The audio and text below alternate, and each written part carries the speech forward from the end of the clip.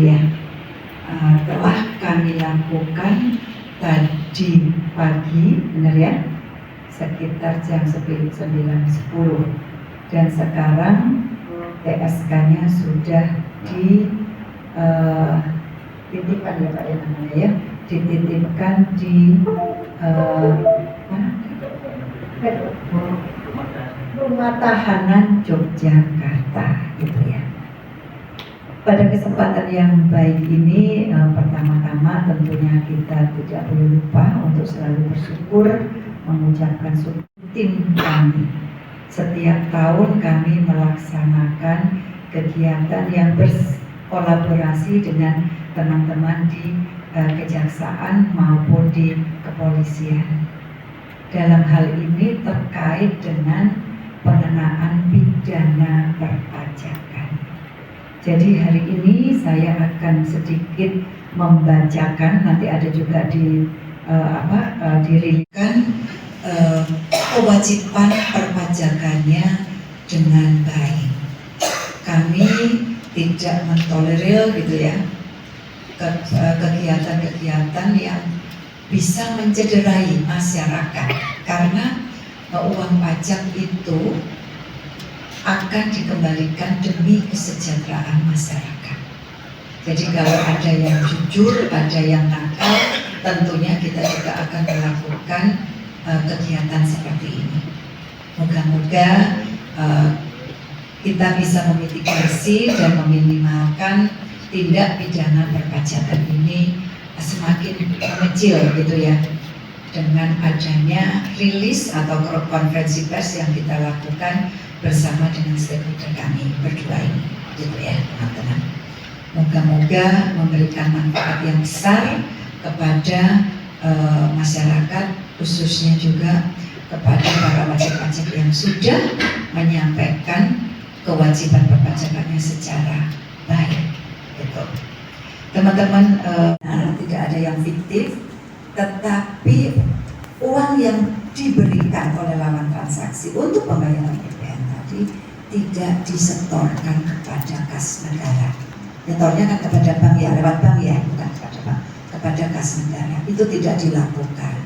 Yang kedua, dia seolah-olah di dalam laporan SPT masanya terdapat pembayaran di muka gitu ya. Jadi seolah-olah dibayar, padahal memang tidak ada pembayaran, dan itu merugikan negara. Kasus yang sedang kita lakukan sidik ini adalah tahun 2018 untuk PPN masa Januari sampai Desember.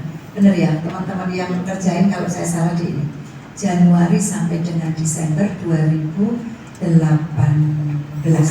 ya, dengan kerugian negara sebesar 502.879.838. Nanti nggak usah dicatat, di rilisnya akan disebutkan ya. Jadi sebesar itu kerugian negara yang ditimbulkan akibat pengisian SPT masa yang tidak benar dan tidak disetorkannya PPN yang sudah dipungut, gitu ya teman-teman ya.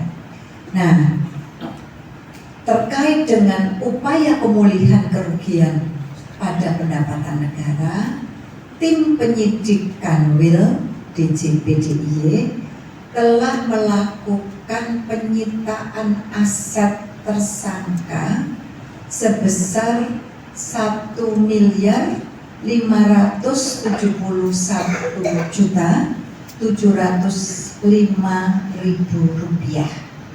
Adapun aset yang sudah disita adalah satu bidang tanah dan bangunan yang terletak di kota Yogyakarta dengan nilai yang sudah dilakukan penilaian oleh appraisal ya, oleh penilai senilai 1.553.244.000.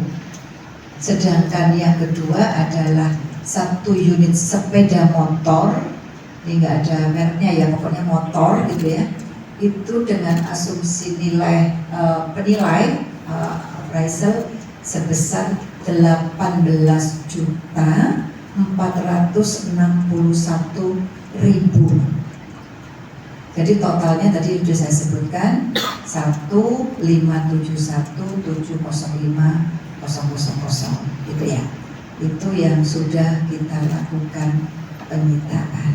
Jadi terhadap wajib pajak ini atau yang sudah menjadi PSK sudah di P22 sudah dititipkan tadi ke rumah tahanan. Yang kedua sudah dilakukan penyitaan.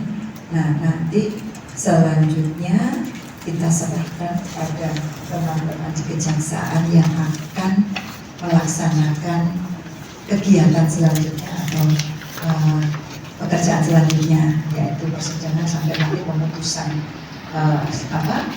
vonis itu akan dilakukan oleh teman-teman di kejaksaan. Kami akan mengiringi bersama-sama. Saya mewakili Pak Aspesius yang sedianya hadir pada siang hari ini, namun ada acara di Jakarta sehingga menugaskan saya selaku kasih penuntutan untuk mendampingi Ibu terkait dengan perkara tindak pidana perpajakan yang pada hari ini dilakukan penyerahan tahap kedua atau P22, penyerahan tersangka dan barang bukti di Kejaksaan Negeri Yogyakarta. Kalau kita di Kejaksaan Tinggi Daerah Istimewa Yogyakarta ini melakukan tahap pra penuntutan atau kerjasama dengan penyidik, kemudian untuk tahap penuntutannya nanti persidangannya dihandle oleh teman-teman di Kejaksaan Negeri Yogyakarta. Meskipun nanti tim jaksa penuntut umumnya gabungan antara dari jaksa dari Kejaksaan Tinggi dan juga dari Kejaksaan Negeri Yogyakarta. Perlu saya tambahkan juga terkait dengan tindak pidana perpajakan, karena tindak pidana perpajakan ini merupakan tindak pidana ekonomi, bidang ekonomi yang lebih mengedepankan kepada pemulihan kerugian negara atau pemulihan pada kerugian pendapatan negara. Maka kita dari Kejaksaan Tinggi Yogyakarta dalam melakukan proses pra penuntutan, koordinasi dan konsultasi dengan penyidik senantiasa selalu mengedepankan ya atau memburu aset atau penerimaan dari kerugian yang telah ditimbulkan dari tindak pidana perpajakan. Oleh karena itu kita selaku jaksa peneliti juga istilahnya memberikan saran pendapat kepada penyidik, dan itu sudah dilaksanakan oleh penyidik untuk memburu aset atau mencari aset dari pelaku atau tersangka tindak pidana.